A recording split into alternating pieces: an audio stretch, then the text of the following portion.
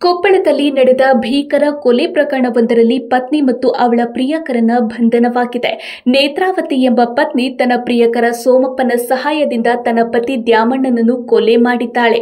ಪೊಲೀಸರು ಚುರುಕು ತನಿಖೆ ನಡೆಸಿ ಆರೋಪಿಗಳನ್ನು ಬಂಧಿಸಿ ಸತ್ಯವನ್ನ ಬಯಲಿಗೆಳೆದಿದ್ದಾರೆ. ಪ್ರಿಯಕರನ ಜೊತೆ ಸೇರಿ ಪತ್ನಿಯನ್ನು ಕೊಲೆ ಮಾಡಿ ನಾಗರ ಪಂಚಮಿ ಹಬ್ಬ ಮಾಡಿದ್ದ ಪತ್ನಿಯನ್ನ ಕೊಪ್ಪಳದ ಪೊಲೀಸರು ಬಂಧಿಸಿದ್ದಾರೆ. ಕೊಲೆ ಆರೋಪಿಗಳಾದ ನೇತ್ರಾವತಿ, ಪ್ರಿಯಕರ ಸೋಮಪ್ಪನನ್ನು ಪೊಲೀಸರು ಬಂಧಿಸುವಲ್ಲಿ ಯಶಸ್ವಿಯಾಗಿದ್ದಾರೆ. ದ್ಯಾಮಣ್ಣ ವಜ್ರಬಂಡಿ ಕೊಲೆಯಾದವ. ಕೊಪ್ಪಳ ತಾಲೂಕಿನ ಬೂದಗುಂಪದಲ್ಲಿ ನಿವಾಸಿಗಳಾದ ಆರೋಪಿ ನೇತ್ರಾವತಿ ಮತ್ತು ದ್ಯಾಮಣ್ಣ ವಜ್ರಬಂಡಿ ಮದುವೆಯಾಗಿ 13 ವರ್ಷ ಕಳೆದಿವೆ. ದಂಪತಿಗೆ ಮುದ್ದಾದ 3 ಮಕ್ಕಳು ಕೂಡ ಇದ್ದಾರೆ. ಜುಲೈ 25ರಂದು ದಂಪತಿ ಬೂದಗುಂಪ ಗ್ರಾಮದಲ್ಲಿ ಹೊರವಲಯದಲ್ಲಿರುವ ತಮ್ಮ ಜಮೀನಿಗೆ ಹೋಗಿದ್ರು. ಇದೇ ಜಮೀನಿಗೆ ನೇತ್ರಾವತಿ ಪ್ರಿಯಕರ ಸೋಮಣ್ಣ ಕರಬಡಿಗೆಯನ್ನ ಕರೆಸಿಕೊಂಡಿದ್ದಾಳೆ. ಮೊದಲೇ ಪ್ಲಾನ್ ಮಾಡಿದಂತೆ ಸೋಮಣ್ಣ ಗ್ಯಾರೇಜ್ ಒಂದರಿಂದ ರಾಡ್ ತಂದಿದ್ದಾನೆ. ಬಳಿಕ ಸೋಮಪ್ಪ ಮತ್ತು ನೇತ್ರಾವತಿ ರಾಡ್ನಿಂದ ದ್ಯಾಮಣ್ಣನ ತಲೆಗೆ ಹೊಡೆದು ಕೊಲೆ ಮಾಡಿದ್ದಾರೆ. ಕೊಲೆ ಮಾಡಿದ ನಂತರ ಸೋಮಪ್ಪ ಪ್ರೇಯಸಿ ನೇತ್ರಾವತಿಯನ್ನ ಬೈಕ್ ಮೇಲೆ ಕೂರಿಸಿಕೊಂಡು ಮನೆಗೆ ಬಿಟ್ಟು ಬಂದಿದ್ದಾನೆ. ನಂತರ ಸೋಮಪ್ಪ ನಿರ್ಜನ ಪ್ರದೇಶಕ್ಕೆ ದ್ಯಾಮಣ್ಣನ ಶವ ತೆಗೆದುಕೊಂಡು ಹೋಗಿ ಸುಟ್ಟು ಹಾಕಿದ್ದಾನೆ. ಬಳಿಕ ರಾಡ್ ಅನ್ನ ಗ್ಯಾರೇಜ್ಗೆ ತಂದುಕೊಟ್ಟಿದ್ದಾನೆ. ನೇತ್ರಾವತಿ ಪತ್ನಿಯನ್ನು ಕೊಲೆ ಮಾಡಿದ ಕಿಂಚಿತ್ತು ಭಯ ಇಲ್ಲದೆ ನಾಗರ ಪಂಚಮಿ ಹಬ್ಬ ಮಾಡಿದ್ದಾಳೆ. ಇತ್ತ ದ್ಯಾಮಣ್ಣನ ಸಹೋದರರು ದ್ಯಾಮಣ್ಣ ಎಲ್ಲಿ ಅಂತ ಕೇಳಿದಾಗ ಧರ್ಮಸ್ಥಳಕ್ಕೆ ಹೋಗಿದ್ದಾರೆ ಎಂದು ಸುಳ್ಳು ಹೇಳಿದ್ದಾಳೆ. ಕೊಲೆ ನಡೆದ ಮರುದಿನ ಮುನಿರಾಬಾದ್ ಪೊಲೀಸರಿಗೆ ಸುಟ್ಟ ಸ್ಥಿತಿಯಲ್ಲಿ ಅಪರಿಚಿತ ಶವ ಪತ್ತೆಯಾಗಿದೆ. ಅಪರಿಚಿತ ಶವ ಯಾರದು ಅಂತ ಮುನಿರಾಬಾದ್ ಪೊಲೀಸರು ನಾಪತ್ತೆಯಾದವರ ಪಟ್ಟಿ ತೆಗೆದಿದ್ದಾರೆ. ಆಗ ದ್ಯಾಮಣ್ಣ ನಾಪತ್ತೆಯಾಗಿರುವ ಬಗ್ಗೆ ತಿಳಿದಿದೆ. ತನಿಖೆ ನಡೆಸಿದಾಗ ಸುಟ್ಟ ಸ್ಥಿತಿಯಲ್ಲಿ ಪತ್ತೆಯಾದ ಶವ ದ್ಯಾಮಣ್ಣನದು ಎಂದು ಗೊತ್ತಾಗಿದೆ.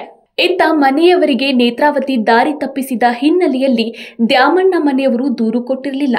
ಕೊನೆಗೆ ದ್ಯಾಮಣ್ಣ ಸಹೋದರರು ಅನುಮಾನಗೊಂಡು ಜುಲೈ 30ರಂದು ಮುನಿರಾಬಾದ್ ಪೊಲೀಸ್ ಠಾಣೆಗೆ ದೂರು ಕೊಡಲು ಮುಂದಾದ್ರು. ಈ ವೇಳೆ ದ್ಯಾಮಣ್ಣನ ಹೆಂಡತಿ ನೇತ್ರಾವತಿ ನಾನೇ ಕೊಲೆ ಮಾಡಿದ್ದು ಎಂದು ಬಾಯಿಬಿಟ್ಟಿದ್ದಾಳೆ. ಕೊಲೆ ವಿಚಾರ ಬಯಲಾಗ್ತಿದ್ದಂತೆ ಪೊಲೀಸರು ನೇತ್ರಾವತಿ ಮತ್ತು ಸೋಮಪ್ಪನನ್ನ ವಶಕ್ಕೆ ಪಡೆದು ವಿಚಾರಣೆ ನಡೆಸಿದಾಗ ಸತ್ಯ ಆಚೆ ಬಂದಿದೆ. ಕೊಲೆಗೆ ಕಾರಣವಾಗಿದ್ದು ಸೋಮಪ್ಪ ಹಾಗೂ ನೇತ್ರಾವತಿ ನಡುವಿನ ಅಕ್ರಮ ಸಂಬಂಧ ಎಂದು ಗೊತ್ತಾಗಿದೆ. ಸೋಮಣ್ಣ ಹಾಗೂ ನೇತ್ರಾವತಿ ಕೊಪ್ಪಳ ತಾಲೂಕಿನ ಕಾಮನೂರು ನಿವಾಸಿಗಳು. ನೇತ್ರಾವತಿ ಮತ್ತು ಸೋಮಪ್ಪ ಇಬ್ಬರು ಸಂಬಂಧಿಕರು. ಸೋಮಣ್ಣ ಹಾಗೂ ನೇತ್ರಾವತಿ 16 ವರ್ಷಗಳಿಂದ ಪ್ರೀತಿಸುತ್ತಿದ್ರು. ಇಬ್ಬರು ಮದುವೆಯಾಗುವುದಕ್ಕೆ ತಯಾರಾಗಿದ್ರು. ಅಷ್ಟರಲ್ಲಿ ನೇತ್ರಾವತಿಗೆ ದ್ಯಾಮಣ್ಣನ ಜೊತೆ ಮದುವೆಯಾಗಿದೆ. ಇತ್ತ ದ್ಯಾಮಣ್ಣಗೂ ಮನೆಯಲ್ಲಿ ಮದುವೆ ಮಾಡಿದ್ರು.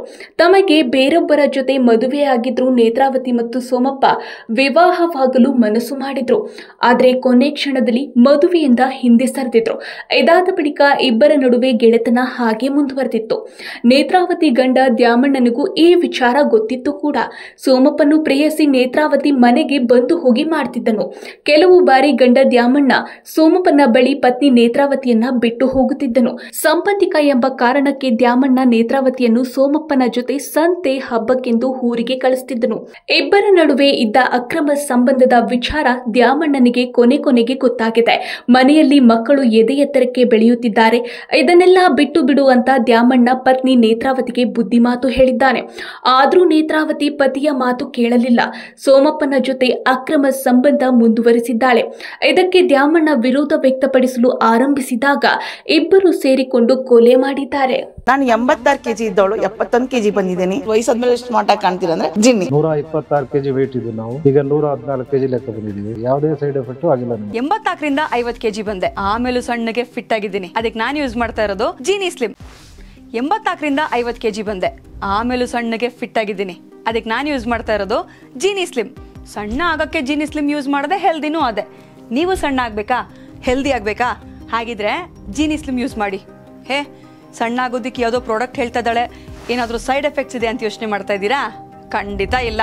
ಯಾಕಂದ್ರೆ ಇದು ಕೆಮಿಕಲ್ ಫ್ರೀ. ಸಣ್ಣ ಆಗಬೇಕು ಅಂದರೆ ಜೀನಿ ಸ್ಲಿಮ್ ಯೂಸ್ ಮಾಡಿ. ಹೆಚ್ಚಿನ ಮಾಹಿತಿಗೆ ಕೆಳಗೆ ಡಿಸ್ಪ್ಲೇ ಆಗ್ತಿರೋ ನಂಬರ್ಗೆ ಕಾಲ್ ಮಾಡಿ.